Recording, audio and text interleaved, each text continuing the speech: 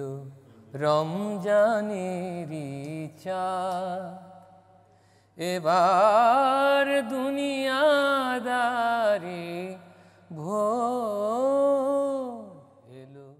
আসসালামু আলাইকুম ওরহমতুল্লাহি ওবরাকাতুহ। বিসমিল্লাহির রহমানির রহিম। নাহমাদুহু ওয়া নুসাল্লি ওয়া নুসাল্লিমু আলা হাবিবিহিল করিম, আম্মা বাদ। দূরের এবং কাছের, দেশের এবং প্রবাসের সম্মানিত দর্শক, পবিত্র মাহে রমাদান উপলক্ষে চ্যানেল আইয়ের প্রাত্যহিক বিশেষ আয়োজন মাহে রমজানুস সাহারিতে সকলকে স্বাগত জানাচ্ছি। আশা করি সকলে ভালো আছেন। আজ আমরা আলোচনা করব সাদাকাতুল ফিতর সম্পর্কে। নিশ্চয়ই বিষয়টি অত্যন্ত গুরুত্বপূর্ণ।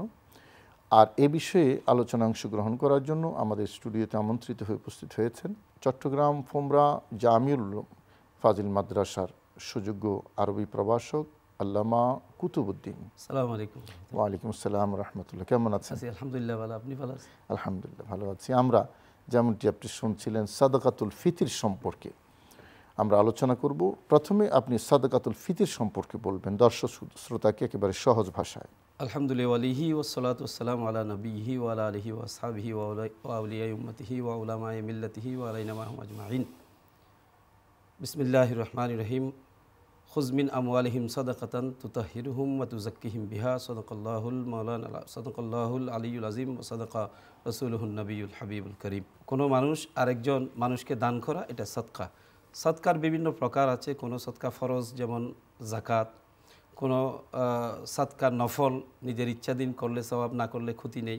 আবার একটা সাদকা আছে যেটা হচ্ছে ওয়াজিব, সেটাই হচ্ছে সাদকাতুল ফিতর। এটাকে সাদাকাতুল ফিতর কেন বলা হয়? এটা ফিতর মানে এটা ঈদ উল ফিতরের সাথে এটার একটা সংযোগ আছে। এই সাদকা বা দানটাকে সাদকাতুল ফিতর বলা হয় এবং এটার একটা রমজানের সাথে খুব ঘনিষ্ঠ সম্পর্ক, পাশাপাশি ঈদ উল ফিতরের সাথে এটার সম্পর্ক রয়েছে। তো এই সাদকা, এটা করলে সাদকার ফজিলত কোরআন হাদিসে বিভিন্নভাবে বর্ণিত হয়েছে। এটার মাধ্যমে মানুষের সম্পদ পবিত্রতা হয়, নিজের কলব আত্মা পরিবর্তন হয়, পবিত্র হয় এবং তার সম্পদে বর্ধিত হয়। সম্পদে আল্লাহ বরকত দান করেন। তো এই সাদকাতুল ফিতর এটা আমরা কিভাবে পেলাম? যে ফরজ সাদকা যেটা যাকাত, সেটা কোরআন এবং হাদিসে বর্ণিত হয়েছে। নফল সাদকা যেটা, এটা কোরআন ও হাদিসে বর্ণিত হয়েছে। কিন্তু ওয়াজিব সাদকা যেটা, এটা শুধুমাত্র হাদিসে পাকের মধ্যেই সুস্পষ্টভাবে বর্ণিত হয়েছে। সহিহ বুখারী শরীফের মধ্যে বর্ণিত হয়েছে। হযরত আব্দুল্লাহ ইবনে ওমর রাদিয়াল্লাহু তাআলা রিওয়ায়াত করেছেন, ফারাজা রাসূলুল্লাহ সাল্লাল্লাহু আলাইহি ওয়াসাল্লাম যাকাত আল ফিতরে সাআন মিন শাহিরিন আলাল আবদ ওয়াল হুর ওয়াজ যাকার ওয়াল উনসা ওয়াসগীর ওয়াল কবির মিনাল মুসলিমিন। তো এই হাদিসে, সহিহ বুখারীর এই হাদিসটাতে বর্ণিত হয়েছে যে মুসলমানদের মধ্যে নারী, পুরুষ, ছোট বড়, দাস এবং স্বাধীন সকলের উপর এক সা, আরবি এটা এক সা সমপরিমাণ গম এক খেজুর অথবা জব, এখানে তমর এবং শাইর দুইটার কথা এসেছে। এই দুটি পরিমাণ সাদকা করার কথা রাসূল পাক সাল্লাল্লাহু আলাইহি সাল্লাম নির্দেশ করেছেন। তো এই সাদকাটা এটা কতটুকু পরিমাণ, এটার হুকুম কি শরীয়তে? এটা যেহেতু ওয়াজিব, এটা যেভাবে ইলমে ফিকার কিতাবের মধ্যে বর্ণিত হয়েছে, তেমনি তিরমিজি শরীফের একটা হাদিসের মধ্যে আল্লাহ রাসূল পাক সাল্লাল্লাহু আলাইহি ওয়াসাল্লামের নির্দেশে একজন ঘোষক এটা আম ঘোষণা করেছেন মদিনার রাজপথে যে আলা ইন্না সাদকাতুল ফিতরে ওয়াজিবাতুন, নিশ্চয় সাদকাতুল ফিতর হচ্ছে ওয়াজিব। তো এই ওয়াজিবটা কাদের উপর?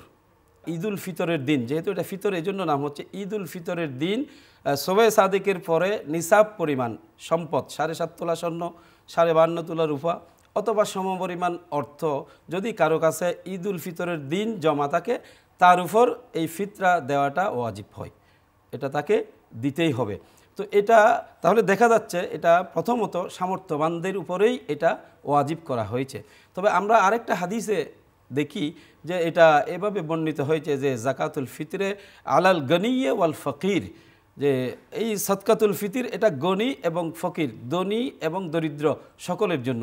কেন সকলের জন্য? আবু দাউদ হাদিস শরীফের হাদিসের মধ্যে সেটা বর্ণিত হয়েছে যে গরিব কিন্তু রোজাদার, তার জন্যও সাদকাতুল ফিতর গুরুত্বপূর্ণ, তার রোজার জন্য। আবু দাউদ শরীফের সেই হাদিসে বর্ণিত হয়েছে ফারাজা রাসূলুল্লাহ সাল্লাল্লাহু আলাইহি ওয়াসাল্লাম যাকাত আল ফিতরে, যে রাসূল পাক সাল্লাল্লাহু আলাইহি ওয়াসাল্লাম যাকাতে ফিতর এটা ফরজ করেছেন। আবু দাউদ শরীফের হাদিসে বলতেছেন যে এটা হচ্ছে তুহরাতান লিসায়েমে আনিল লাগবে ওয়ার রাফাস, এটা হচ্ছে এজন্য দিবে এটা রোজার মধ্যে, রোজা এক মাসে হয়তো অনিচ্ছাকৃত অনেক ভুল ত্রুটিগুলো সংগঠিত হয়ে গিয়েছে, এটা হচ্ছে সেই ভুল ত্রুটিগুলোকে পবিত্র করার জন্যই তহরাতান লিসায়েমে আনিল লাগবে ওয়ার রাফাস, অর্থাৎ তার রোজার মধ্যে সংগঠিত সমস্ত অপ্রয়োজনীয় এবং অনিচ্ছাকৃত ভুলগুলোকে নিরাপদ করার জন্য, পবিত্র করার জন্য সেই দেবে। ওয়াতমাতান লিল মাসাকিন, আর সামর্থ্যবানরা দেবে এটা মিসকিন যারা দরিদ্র তারা তারা এর মাধ্যমে খাদ্য পাবে, তাদের মধ্যে অর্থের যোগান হবে, তারা সামর্থ্যবান হবে। তাহলে এখানে ধনীরা দেবে তাদের সামর্থ্য আছে বলে, গরিবরা দেবে যেহেতু এটার সাথে রোজার একটা সম্পর্ক আছে, রোজা তাদের উপর কি ওয়াজিব নাকি নফল? না, তাদের উপর এটা হুকুমটা তাদের উপর ওয়াজিব নয়, ওয়াজিব হচ্ছে চাইলে দিতে পারবে, চাইলে দিতে পারবে, এবং দেওয়াটাও খুব গুরুত্ব দেওয়া হয়েছে ইসলামে, যেহেতু রোজার সাথে তাদের এটা সম্পর্ক। যারা সামর্থ্যবান তাদের অর্থের কারণে দিতে হবে, অর্থের কারণে ওয়াজিব তাদেরকে দিতেই হবে। আর যাদের উপর ওয়াজিব হয়নি, অর্থ নাই, নিসাব নাই, তারা চাইলে দিতে পারবে। এটা কখন দেবে? একটা স্বাভাবিক একটা প্রচলিত কথা আছে, যেহেতু ঈদুল ফিতরের সাথে সম্পর্ক, এটা মূলত ওয়াজিব হয় ঈদুল ফিতরের দিন শবে সাদিকের পরে। তো এটার আফজল সময় হচ্ছে, উত্তম সময় হচ্ছে শবে সাদিকের পর থেকে ঈদুল ফিতরের নামাজের আগ পর্যন্ত দেয়া। এটাই কিন্তু একমাত্র সময় নয়, এটা হচ্ছে উত্তম সময়। যেমন আমরা আব্দুল্লাহ ইবনে ওমর, এটাও আবু দাউদ শরীফে বর্ণিত হয়েছে, আব্দুল্লাহ ইবনে ওমর রাদিয়াল্লাহু তাআলা একটা হাদিস রিওয়ায়াত হয়েছে, ওনার আমল উনি বর্ণনা করেছেন সিদকাতুল ফিতর। উনি বলেছেন যে আমি এটা একদিন আগে বা 2 দিন আগে, বিল ইয়ৌমে ওয়াল ইয়ৌমাইনে, একদিন আগে অথবা 2 দিন আগেও দিতেন। এটার নিরিখে আইম্মায়ে কেরামগণ ইলমে ফিকার মধ্যে, ফিকার কিতাবে এটা বর্ণিত হয়েছে যে এটা চাইলে, যদিও ফরজ হবে ঈদুল ফিতরের দিন, এটা চাইলে গোটা রমজান মাস জুড়েই আদায় করতে পারবে, এটা আদায় করতে পারবে। এখন আরেকটা প্রশ্ন এসে যায়, অনেকে রমজান মাসেও আদায় করেন, ঈদুল ফিতরের দিন সকালেও করেন, ঈদুল ফিতরের নামাজ শেষ করে ফেলেছে, এখন কি তাকে সদকাতুল ফিতর দিতে হবে? এটা কি সাকেত হয়েছে? না, এটা শরীয়তের ফয়সালা হচ্ছে সাকেত হয়নি, তাকে পরেও সে দিতে পারবে, এটা দিতেই হবে, এটা না দিয়ে কোনো উপায় নাই, এটা দিতেই হবে। যেহেতু ওয়াজিব হয়েছে যার উপর, আর যার উপর ওয়াজিব হয়নি সে না দিলে না দিতে পারে, কিন্তু ও যার উপর ওয়াজিব হয়নি এবং যার উপর ওয়াজিব হয়েছে সকলের জন্যই কিন্তু রোজার ক্ষেত্রে অত্যন্ত গুরুত্বপূর্ণ। এটা একটা হাদিস শরীফ এটা বর্ণিত হয়েছে আত-তারগীব ওয়াত-তারহীবের মধ্যে, যে সৌমু শাহরে রমজান মুআল্লাকুন বাইনাস সামাই ওয়াল আরদ ওয়ালা ইয়ারফাউ ইল্লা বিযাকাতিল ফিতরে। রমজান মাসের রোজা আসমান আর জমিনের মাঝখানে ঝুলন্ত অবস্থায় থাকে, এটা আল্লাহর কাছে কবুলিয়তের মকামে পৌঁছে না, তখনই পৌঁছে যখন ফিতরা আদায় করা হয়। সুতরাং এটা না দেওয়ার সুযোগটা খুবই কম, যদিও সামর্থ্যবানদের উপর ওয়াজিব, সামর্থ্যবান নয় ওয়াজিব নয়, তাহলে তাদের রোজা কবুলিয়তের একটা গুরুত্বপূর্ণ ভূমিকা রাখতেছে। সুতরাং সেই কারণে হলেও সদকাতুল ফিতর এটা আদায় করতে হয়।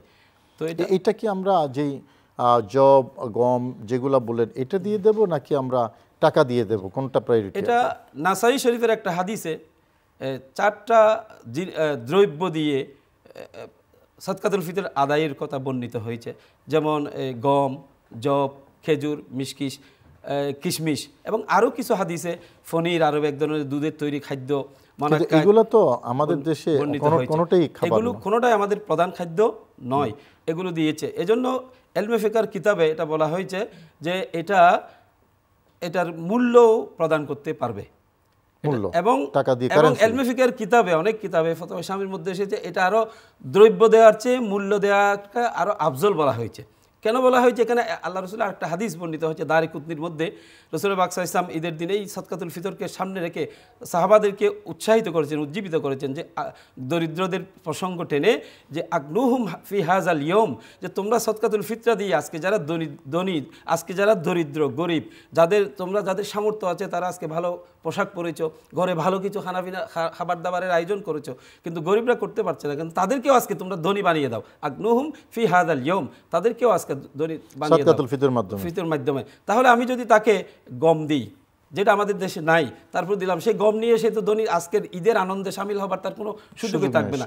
তার পরিবর্তে যদি তাকে আমরা একটা অর্থ প্রদান করি, তাহলে সেটা আমাদের জন্য, তার জন্য কল্যাণকর হবে। এবং এটা রসুল পাক সাল্লাল্লাহু আলাইহি ওয়াসাল্লামের হাদিস দ্বারা বোঝা যাচ্ছে যে উদ্দেশ্যে রসুল পাক সাল্লাল্লাহু আলাইহি ওয়াসাল্লাম এটাকে অনেকটা সার্বজনীন রূপ দিয়েছেন, যদিও এটা ওয়াজিব সামর্থ্যবানদের উপর, কিন্তু রসুল পাক সাল্লাল্লাহু আলাইহি ওয়াসাল্লাম অফরের হাদিস দ্বারা উৎসাহিত হয়ে এটা একটা সার্বজনীন রূপ পেয়েছে। তাহলে এটা উদ্দেশ্য হচ্ছে একটাই, যে সমাজের, মুসলিম সমাজের যারা গরিব তারা যেন ঈদের আনন্দে সামিল হতে পারে, ঈদের দিন তাদের মনেও যেন আর্থিক বিষয়ে কোনো দুঃখ দুর্দশা কাজ না করে। এই জন্য অনেক ধন্যবাদ আপনাকে, অনেক গুরুত্বপূর্ণ আলোচনা করেছেন। সুধী দর্শক, সদকাতুল ফিতর আসুন আমরা সকলেই হিসাব করে আমাদের সাদকাতুল ফিতির সঠিকভাবে আদায় করি। আল্লাহ আমাদের সবাইকে সেই তৌফিক নসিব করুন, আমিন। আসসালামু আলাইকুম ওয়া রাহমাতুল্লাহি ওয়া বারাকাতুহু। তুমি তো শাহে মদিনা, তোমাকে সালাম বারে বারে।